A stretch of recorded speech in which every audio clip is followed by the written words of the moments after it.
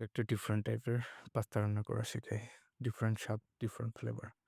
পাস্তাটাকে ১ম এ সিদ্ধ করে নিব পানিতে। এরপর গরম পানিগুলো ফেলাই দিয়ে পাস্তাগুলোকে ঠান্ডা পানি দিয়ে করে ধুয়ে নেব।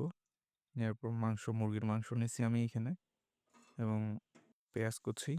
পেঁয়াজটা ডিফারেন্টভাবে কুচি করছি এবং মরিচটা সেম মাঝখান দিয়ে চিড়ে দিছি। এরপর মাংসগুলোকে ঝুরঝুরা করে নেব। নেওয়ার পর পেঁয়াজ কুচিগুলো একটু লাল হয়ে আসলে ওগুলোতে দিয়ে ফেলবো। তারপর কিছুক্ষণ এইভাবে নাড়তে থাকবো।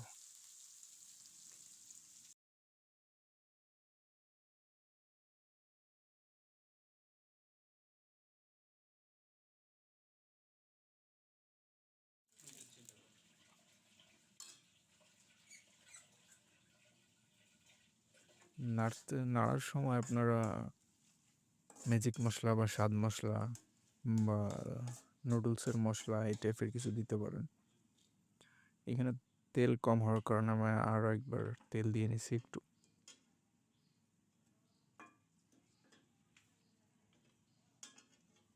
তারপর আমি একটা ডিম দিয়ে নিব। ডিমটা দেওয়ার সঙ্গে সঙ্গে আমি নেড়ে এটাকে চতুর্দিকে ছড়িয়ে ছিটিয়ে দিব না।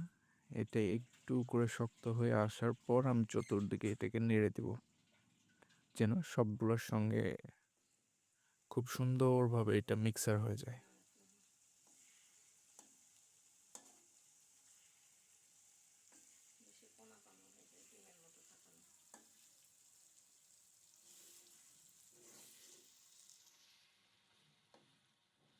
আপনারা পরিমাপ মতো লবণ দিয়ে নেবেন। পাস্তা এবং মশলাটার সবটুকুতে যতটুকু প্রয়োজন ততটুকুতে আপনারা লবণ দিয়ে নেবেন পরিমাণ মতো।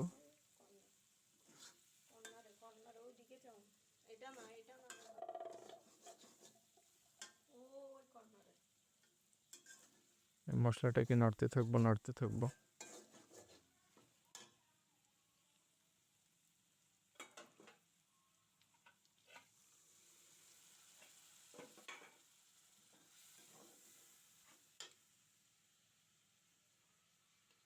এরপর একটু সয়া সস দিয়ে নিব আমি। সয়া সস দিয়ে আবার এটাকে কষায় নেব।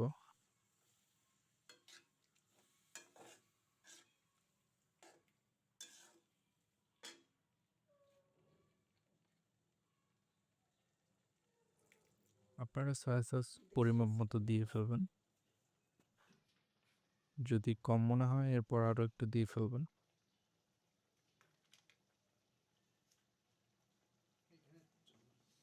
এরপর টমেটোর চাটনি বা টমেটো সস যেটা দিতে পারেন।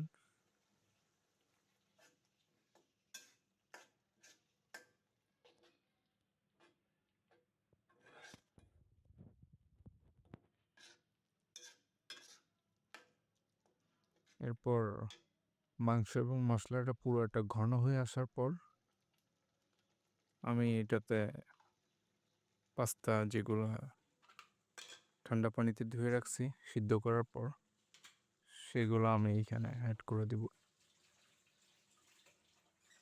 আমি দেখতেছি মশলাটা হয়ে আসছে কিনা। এরপর পাস্তা অ্যাড করে দিলাম। মশলাটা অনেক সুন্দর হয়ে আসছে, পাস্তা অ্যাড করে দিলাম।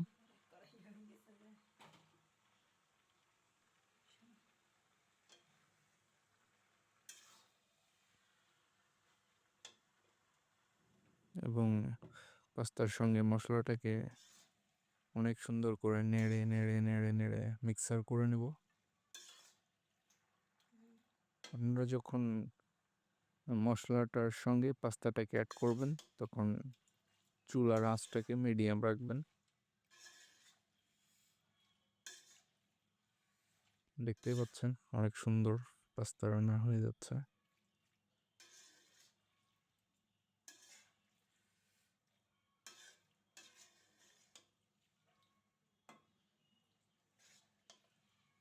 পাস্তার কালারটা অনেক সুন্দর, ঘ্রাণটা অনেক সুন্দর আসছে।